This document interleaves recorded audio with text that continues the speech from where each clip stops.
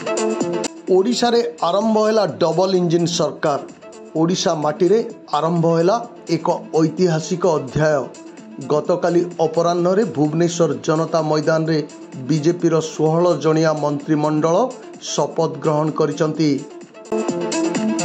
मुख्यमंत्री भावे मोहन चरण माझी, उपमुख्यमंत्री भावे कनकवर्धन सिंहदेव, प्रभाती परिडा, कैबिनेट मंत्री भावे सुरेश पुजारी, रविनारायण नायक, नित्यानंद गंड, कृष्णचंद्र पात्र, पृथ्वीराज हरिचंदन, डॉक्टर मुकेश महालिंग, विभूतिभूषण जेना और डॉक्टर कृष्णचंद्र महापात्र एवं राष्ट्रमंत्री स्वाधीन भावे गणेश राम सिंह खुंटिया, सूर्यवंशी सूरज, प्रदीप बल्लभ सामंत, गोकुलानंद मल्लिक और संपत कुमार स्वाई शपथ ग्रहण करचंती।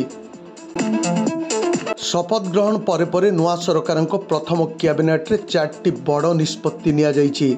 समृद्ध कृषक नीति रे चाषी 3100 टंकार धान किणवे सरकार।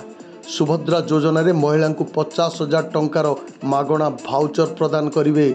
श्रीमंदिर संरक्षण और रक्षणाबेक्षण पाई 500 कोटी कर्पस पांठी पुणी प्रदान कराजिबो। आगामी 100 दिन भितरे कार्यकारी हेबो समस्त संकल्प बोली मध्य कुहा जाइछि सरकार पक्षरु।